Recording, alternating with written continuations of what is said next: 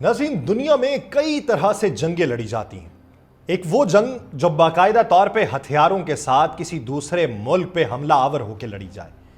एक वो जंग जो किसी भी दूसरे मुल्क से अपनी टेक्नोलॉजी को मजीद मजबूत करने की दौड़ हो। एक वो जंग जो माशी मंजरनामे को मजबूत करने की दौड़ हो। एक वो जंग जो नई दुनिया में कदम रखने की दौड़ हो। तो ऐसी कई जंगें हैं जिसमें दुनिया में हवाले दिए जाते हैं, लेकिन हथियारों की दौड़ एक ऐसी जंग बन चुकी है कि जिसमें हर मुल्क दूसरे मुल्क पर सबकत ले जाना चाहता है। क्या यह बारूद का जखीरा पूरी दुनिया के अंदर अमन ला सकता है, या हम मजीद तबाही को फैलाने के लिए नई फसल को बो रहे हैं? दुनिया की तारीख में हथियारों की टेक्नोलॉजी हमेशा ताकतवर मुमालिक के दरमियान बरतरी की जंग का मरकज रही है। हाइपरसोनिक मिसाइल उसी सिलसिले की एक जदीद तरीन इजाद है जिन्होंने जंग के मैदान में या तो इनकलाब बर्पा कर दिया है या एक खतरे की नई घंटी बजा दी। आप सब पर सलामती हो। मैं यासिर रशीद हूं और आप देख रहे हैं 92 डिजिटल। नाज़रीन, हाइपरसोनिक मिसाइल ये अपनी गैर मामूली रफ्तार और निशाने की दुरुस्तगी के बायस मौजूदा दिफाई निज़ामों को तकरीबन बेअसर कर देते हैं। हाइपरसोनिक मिसाइल आवाज की रफ्तार से 5 गुना या उससे ज्यादा की रफ्तार उससे भी सफर करने की सलाहियत रखते हैं। ये दो अहम इकसाम में तकसीम होते हैं, हाइपरसोनिक क्रूज मिसाइल और hypersonic glide vehicles.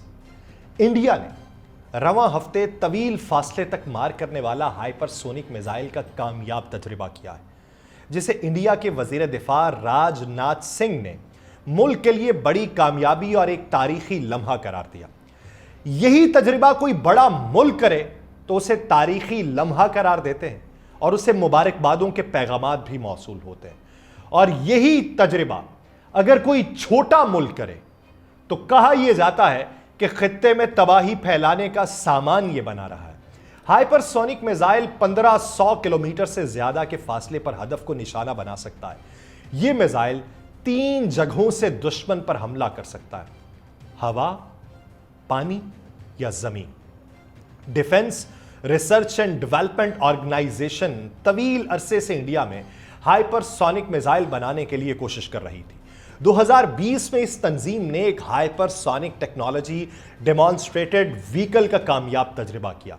Hypersonic missile से मुराद वो मिसाइल हैं जो आवाज की रफ्तार से 5 गुना तेज रफ्तार से अपने हदफ की तरफ बढ़ते हैं। इनके बरक्स सब सोनिक मिसाइल आवाज की रफ्तार से तेज फासला तय नहीं कर सकते, जबकि सुपरसोनिक मिसाइल आवाज की रफ्तार से सिर्फ 2 से 3 गुना तेज चलता है।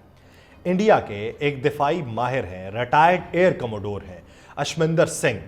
उन्होंने कहा कि हाइपरसोनिक मिसाइल तकरीबन 100 किलोमीटर तक आसमान में जा सकता है। यानी सबसे पहले यह जमीन से फजा को उबूर करता है, जमीन से खला में दाखिल होने के बाद हाइपरसोनिक मिसाइल क्रूज फेज में रहता है, जिसके बाद यह जमीन पर अपने हदफ की तरफ बढ़ता है। सवाल यह कि क्या हाइपरसोनिक मिसाइल को जौहरी सलाहियत से उस्तवार किया जा सकता है या नहीं? राहुल बेदी, जो इंडिया के ही माहिर दिफा हैं, वो कहते हैं यह बिल्कुल मुमकिन है और इन पर दोनों रिवायती और जौहरी वॉरहेड नस्ब किए जा सकते हैं। वॉरहेड जो है यह मिसाइल का वो हिस्सा होता है जिसमें धमाका खेज मवाद भरा जाता है। यह मिसाइल तकरीबन 1700 किलोमीटर का फासला तय कर लेता है और कहा यह जा रहा है कि इसने पूरी गेम ही बदल दी है। इंडिया को हाइपरसोनिक मिसाइल को चलाने में 2 से 3 साल लग सकते हैं, ये उनके माहिर भी राय रखते हैं। वो कहते हैं कि जिस तरह गाड़ी बनाने के लिए पहले एक प्रोटोटाइप बनाया जाता है, फिर उसकी जांच के बाद उसे प्रोडक्शन में लाया जाता है, उसी तरह इंडिया को भी इस मिसाइल को हकीकत में कारआमद बनाने में अभी वक्त लगेगा।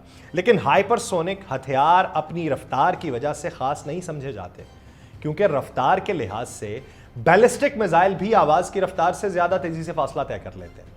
ऐसे में एक अहम सवाल यह कि हाइपरसोनिक मिसाइल का एक्स फैक्टर क्या है या उसकी खास बात क्या है?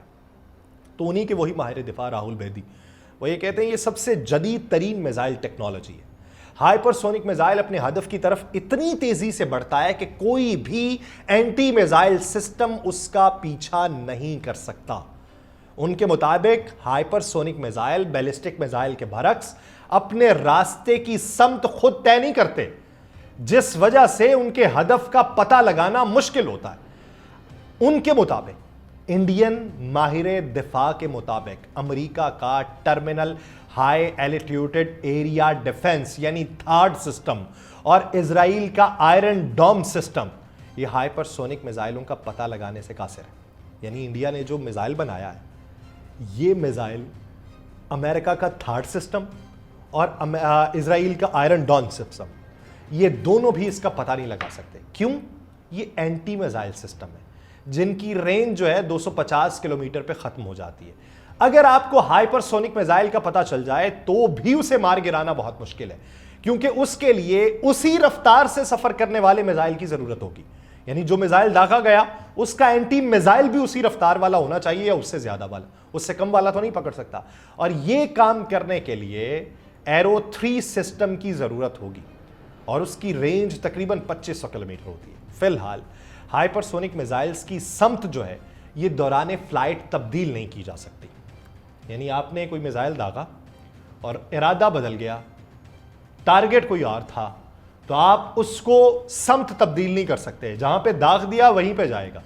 दुनिया के चंद बड़े ममालिक हैं जिन्होंने हाइपरसोनिक मिसाइल टेक्नोलॉजी हासिल कर ली है या उस पर तहकीक कर रहे हैं।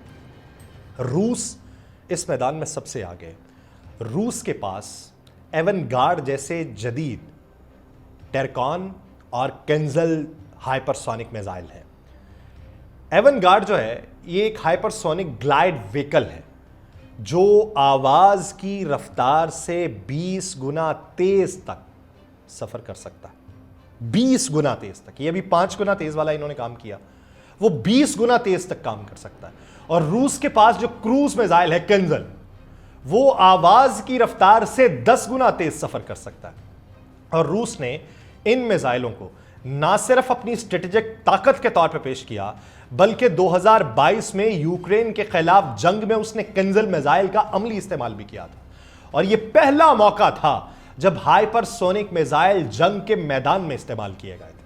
उसके बाद मुल्क आता है चीन, वो भी इस टेक्नोलॉजी में नुमाया मकाम रखता है। उसके पास DF-ZF हाइपरसोनिक ग्लाइड है। इसके मिसाइल जो हैं स्टेरिस्काई 2, ये जदीद खुसूसियात के बायस चीन की दिफाई हिकमत अमली में अहम किरदार अदा कर रहे हैं। उसके बाद बात आती है अमेरिका की, जो दिफाई टेक्नोलॉजी में हमेशा सबसे आगे रहने की तगदो करता है। वो भी हाइपरसोनिक मिसाइल पे तहकीक कर रहा है और उसके AGM-183A और ARRW वो मंसूबे जो हैं वो इस काविशों का हिस्सा हैं। लेकिन अमेरिका का ज्यादातर जो जोर है वो उन मिसाइल्स के दिफाई निज़ाम के ऊपर है, ताकि दूसरे ममालिक के स्ट्रेटेजिक बर्तरी को महदूद किया जा सके।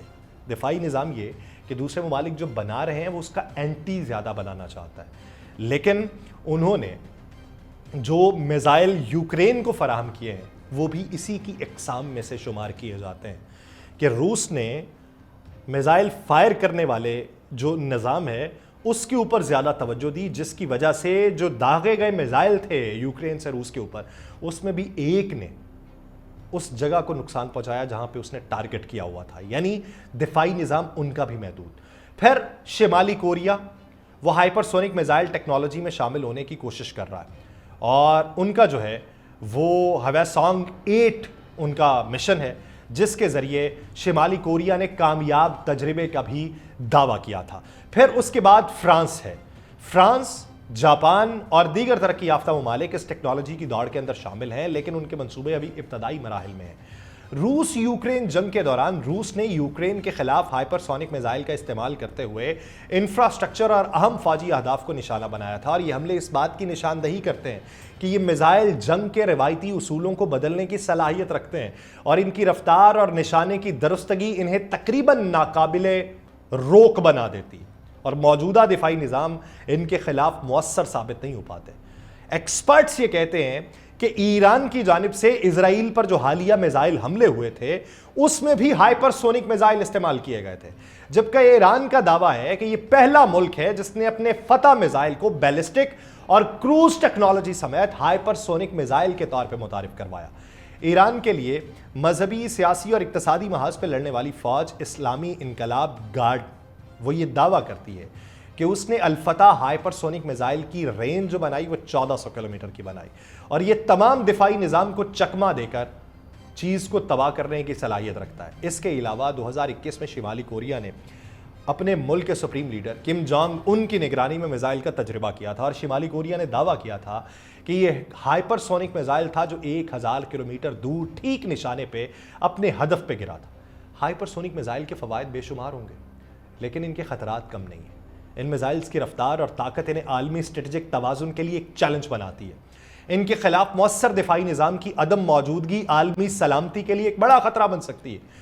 यह टेक्नोलॉजी ताकतवर ममालिक को मजीद ताकतवर बना देगी, लेकिन कमजोर ममालिक के लिए यह मजीद अदम इस्तेहकाम का सबब बन जाएगी। यह कहना गलत नहीं होगा कि हाइपरसोनिक मिसाइल मुस्तकबिल की जंगों की तस्वीर है। रूस, चीन और अमेरिका जैसे ममालिक इन पर अपनी बरतरी कायम करने की कोशिश कर रहे हैं और दीगर ममालिक भी इस दौड़ के अंदर शामिल हैं। यह टेक्नोलॉजी ना सिर्फ जंग के उसूल बदल देगी, बल्कि आलमी ताकत के तवाजुन को भी शदीद मुतासिर करेगी। देखिए, नई दुनिया बनती है या पुरानी दुनिया की उखाड़ पछाड़ कर देते हैं। मुझे दीजिए इजाजत, अल्लाह निगहबान।